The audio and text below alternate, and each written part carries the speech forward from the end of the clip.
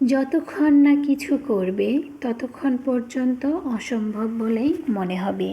আসসালামু আলাইকুম, মৌসুমীর সংসারে আপনাদের সবাইকে স্বাগত। সপ্তাহের প্রতিটা দিন কিন্তু সমান যায় না। কোনো দিন কাজ করতে অনেক এনার্জি হয়, আবার কোনো দিন অলসতায় কাটে। ঠিক তেমনই গতকালকের দিনটি আমার জন্য অনেক অলসতার একটা দিন ছিল। যাই হোক, সারাটা দিন শুয়ে বসে থাকার পর বিকেলে মনে হচ্ছিল না এভাবে শুয়ে থাকলে আর বাচ্চা আর হাজব্যান্ডের পেটে কিছুই যাবে না। দুপুরে টুকটাক যা ছিল এটা করে খেয়েছিলাম, তেমন কিছু রান্নাও করি নেই। কিন্তু আর বিকাল হতে হতে ভালো লাগছিল না, তাই তো বিকেলে ঝটপট উঠেই আগে হাজব্যান্ডের ব্যায়ামটা করাইছিলাম। প্রায় 5টা বাজে উঠেই আমি আমার হাজব্যান্ডের ব্যায়াম করিয়ে তারপর রান্নাঘরে এসে একটু চিকেন মোমো আমি রেডি হতে দিয়ে ঘর দুয়ার গোছাতে চলে এসেছি। কারণ চিকেন মোমোটা রেডি হতে কমপক্ষে 15 থেকে 20 মিনিট লাগবে, আর এই 15-20 মিনিটে আমার ঘর দুয়ারও পরিষ্কার হবে আর আমরা ফ্রেশও হতে পাবো। এজন্যই আমি আগে ব্যায়ামটা করিয়ে তারপর চিকেন মোমোটা বসিয়ে দিয়ে ঘরটা গোছাতে চলে। সংসারের বিভিন্ন কাজের মধ্যে বিছানা গোছানো থাকলে মনে হয় যেন সংসারের অর্ধেক কাজ হয়ে গেছে। আর এই বিছানাটা আমাকে কমপক্ষে দিনে রাত্রে 5 থেকে 6 বার গোছাতে হয়, কারণ বাবু সবসময় বিছানার মধ্যে খেলে, এটা ওটা ফেলে। যাই হোক, ঘর দুয়ার গুছিয়ে বাবুকে ফ্রেশ করে আমি নিজেও ফ্রেশ হয়ে বাবুকে খেলতে দিয়ে চলে এসেছি রান্নাঘরে।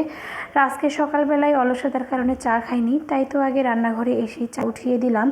আর আজকে আমি একটু আদা ও এলাচের ফ্লেভার দিয়ে চা খাবো, তাই তো এখানে আমি একটু এলাচ ও আদা থেতলিয়ে দিয়েছি চায়ের মধ্যে। এই তো আমার চিকেন মোমোটাও রেডি হয়ে গিয়েছে আর এদিকে চাটাও হয়ে গেছে।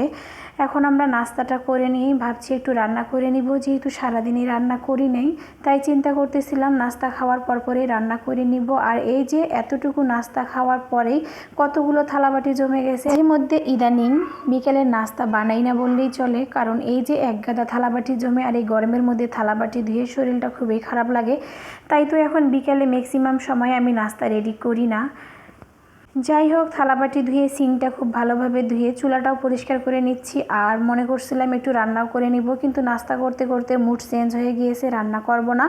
ভাবছি আজকে রাত্রে যেই রান্না করি না কেন সকালে বাসি হয়ে যাবে, ওর থেকে সকালবেলায় রান্নাটা করে নিব। রাত্রের খাওয়া দাওয়া তেমন বেশি খাবারও লাগে না, তাই তো ভাবছি একটু আলুর ভর্তা আর ডিম ভাজি করে নিলেই আমার রাত্রে পার হয়ে যাবে। কিন্তু কি আর করার, ফ্রিজ খুলে দেখি আমার ডিমও নাই আর আলুও নাই। তাই তো এই ঝটপট করে একটা মাছ নামিয়ে নিয়েছি, কারণ প্রায় 8:30 বাজে, এখন বাবু ঘুমিয়ে যাবে। আর যেহেতু আলু ভর্তা আর ডিম ভাজি করতে চেয়েছিলাম, ভাবছিলাম খুব অল্প সময় হয়ে যাবে, কিন্তু এদিকে এসে দেখি দুটোই ঘরের মধ্যে নাই। তাই তো ঝটপট করে মাছটা আমি ভিজিয়ে নিয়েছিলাম, কিন্তু মাছটা ঠিকমতো না ভিজতেই আমি পরিষ্কার করে নিয়েছি। আর 2টা বেগুনও নিয়ে নিয়েছি সাথে, কারণ মাছের পরিমাণটা খুবই কম। আমি একটা মাছ ভিজিয়ে নিয়েছিলাম, একটা মাছের থেকে 3 পিস মাছ হয়েছিল, আমি মাথাটা বাদ দিয়ে বাকি 3 পিস মাছ ভেজে নিচ্ছি আর সাথে বেগুনটা ভেজে নিচ্ছি। এটা দিয়ে আমাদের রাত্রের খাবারটা হয়ে যাবে। আর পাশের চুলা ফাঁকা ছিল, তাই তো আমি আমার হাজব্যান্ডের জন্য রুটিও ছেঁকে নিচ্ছি, একসাথে 2টা কাজে করে নিচ্ছি। প্রায় 9টা বেজে গেছে এখন, তাই তো আমাদের 3 জনের খাবারটা একসাথে রেডি করে নিচ্ছি। অনেক সময় হচ্ছে আমরা আগে খাওয়ার পর তারপর হাজব্যান্ডকে রুটি থেকে গরম গরম খাওয়াই দিই, কিন্তু আজকে দেরি হওয়াতে আর বাবু যেহেতু ঘুমাবে, তাই একসাথে খাবারটা রেডি করে নিচ্ছি। সবাই ভালো থাকবেন, আসসালামু আলাইকুম।